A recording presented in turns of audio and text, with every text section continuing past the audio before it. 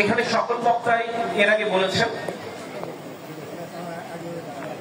এটি আমাদের দলের অভ্যন্তরীণ গণতন্ত্র চর্চা, এটি নিয়ে অহেতুক উত্তেজনা তৈরি করবার কোনো প্রয়োজন নেই। কিন্তু তারপরেও আমরা খবর পেয়েছি কিংবা খবর পাচ্ছি বেশ কিছুদিন যাবতীয় আপনাদের মধ্যে কিছুটা হলে উত্তেজনা বিরাজ করছে। আমি এই উত্তেজনা খুব অস্বাভাবিক দেখি না, কারণ বিগত 16 বছর যাবৎ আমরা এই ধরনের কাউন্সিল আয়োজন করতে পারিনি। দীর্ঘ সময় যাবৎ পর যখন দল একটি গণতান্ত্রিক প্রক্রিয়ায় নেতৃত্ব নির্বাচন করে, গণতান্ত্রিক প্রক্রিয়ায় নেতৃত্ব নির্বাচনের সংস্কৃতি যখন এই দলে খুব একটি অতীতে লক্ষ্য করা যায়নি, তখন এই প্রক্রিয়াটা কেমন হয় এ সম্পর্কে যখন আমরা অনেকে জানি না, জানলেও যখন আমরা ভুলে গেছি, তখন এই ধরনের উত্তেজনা আসতেই পারে। আসলে দায়িত্বটি ছিলেন যারা নেতৃত্ব আজকে যারা মঞ্চে বসে আছেন তাদের এই উত্তেজনা প্রশমন করবার। হয়তোবা সকলেই সেই দায়িত্বশীলতার পরিচয় দিতে পারেন। আমি বিশ্বাস করি কিন্তু এই দলের যারা প্রাণ, এই দলের যারা শক্তির উৎস, আমার সামনে আপনারা যারা বসে আছেন, আমার তৃণমূলের নেতা কর্মীরা, যারা আজকের কাউন্সিলর ডেলিগেট বৃন্দ, যারা জিয়া পরিবারের শক্তির উৎস, যারা জিয়াউর রহমানের আদর্শ হৃদয়ে ধারণ করে 16 বছর ফ্যাসিবাদ বিরোধী আন্দোলনে বাংলাদেশ জাতীয়তাবাদী দলকে ধরে রেখেছিলেন, তারা নিশ্চয়ই বোঝেন যে আমাদের শক্তির জায়গা হচ্ছে আমাদের নেতা কর্মীদের মধ্যেই। আর তাই উত্তেজনা কিভাবে নিরসন করতে হয় এটি আমাদের কিংবা কোনো নেতার শেখানো পথের প্রয়োজন নেই, কোনো প্রেসক্রিপশনের প্রয়োজন নেই।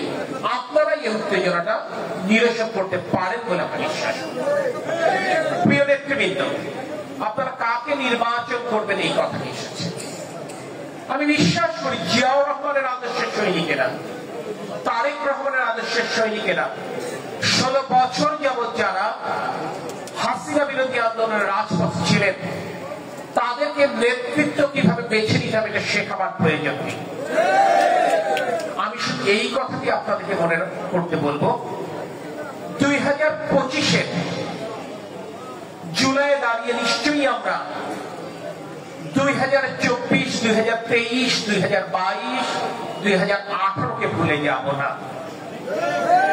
আমরা যখন আমাদের ভোটাধিকারটা প্রয়োগ করব, তখন এই সংকটকালীন সময়ে আমাদের সংগঠনের অবস্থাটি কেমন ছিল, আমাদের পরিস্থিতি কেমন ছিল এটি মনে করবার চেষ্টা করব।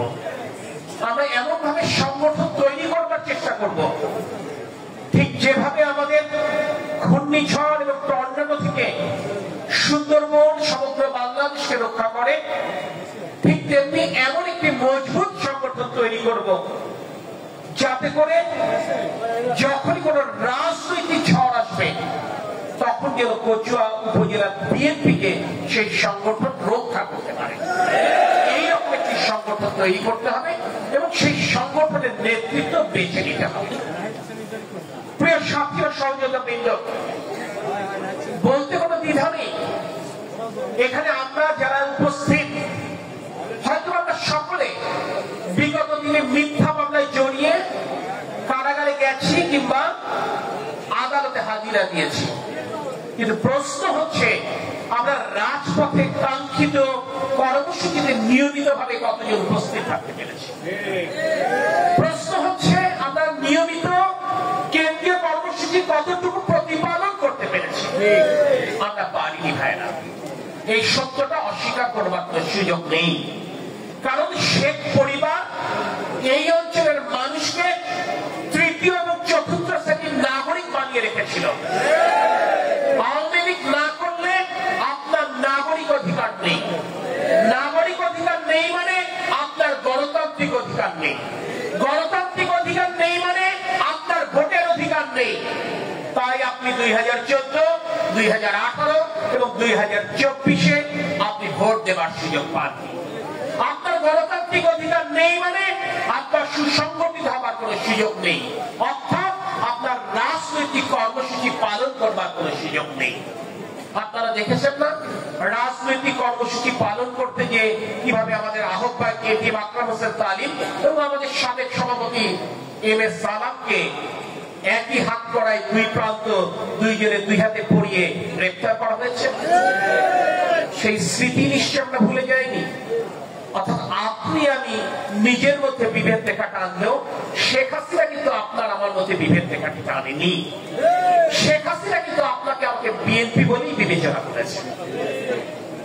আজকে আসলে আপনার আমার মধ্যে বিভেদ কিংবা বিভক্তি নিয়ে কথা বলবার জন্য আমি এখানে দাঁড়িয়ে আইনি।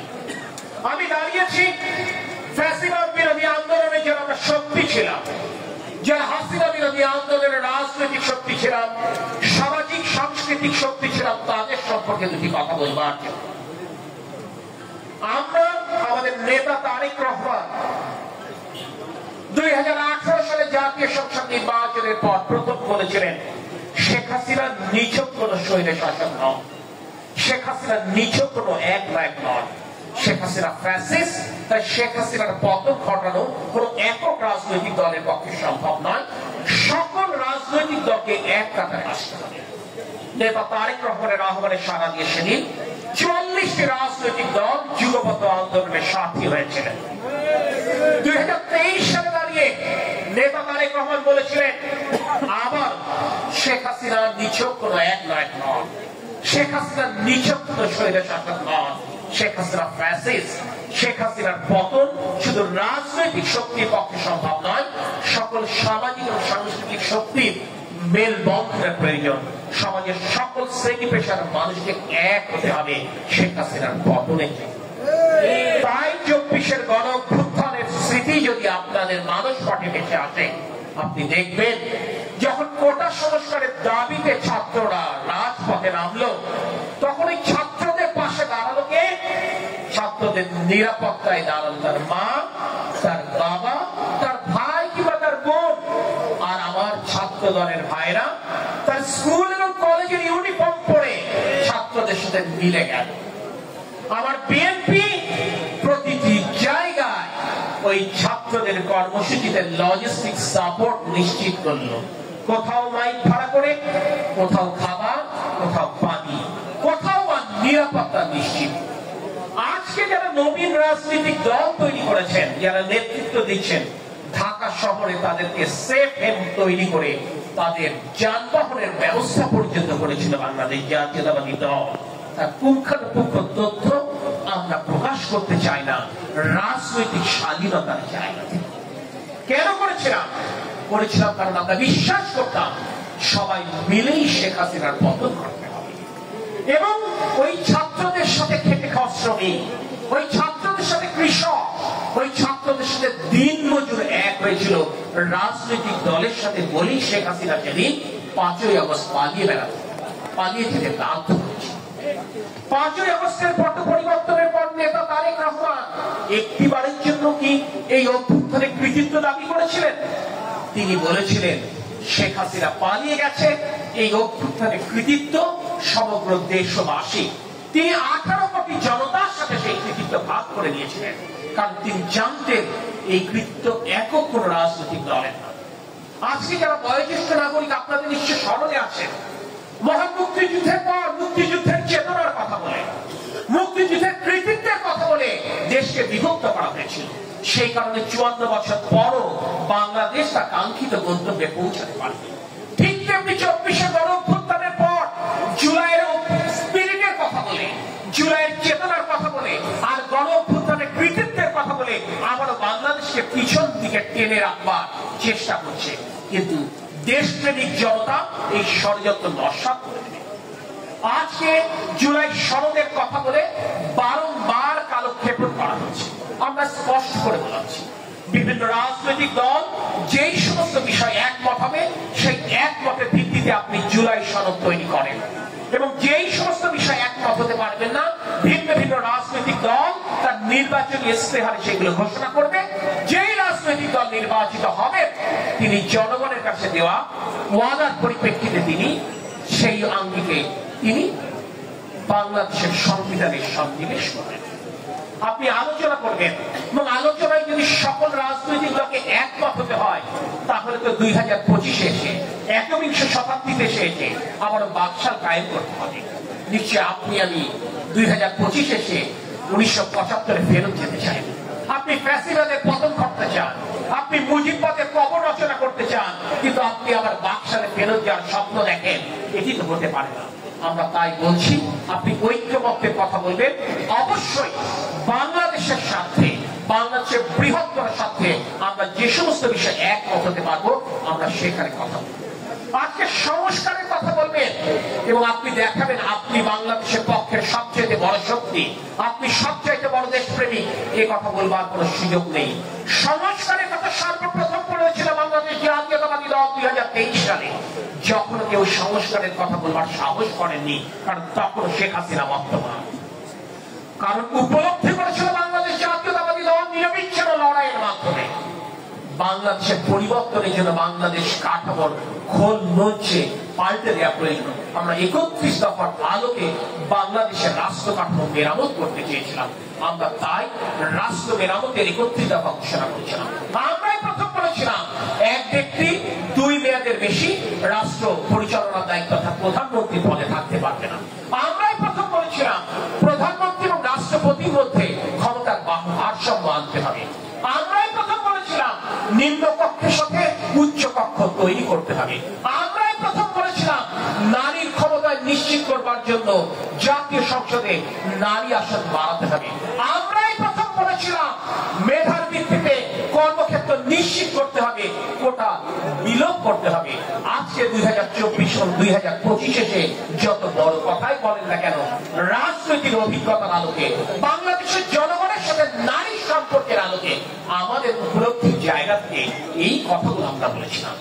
আজকে নিছক ক্ষমতার ভাগাভাগির জন্য আর ক্ষুদ্র স্বার্থের জন্য আপনারা এই নির্বাচনকে অনিশ্চিত করতে চান।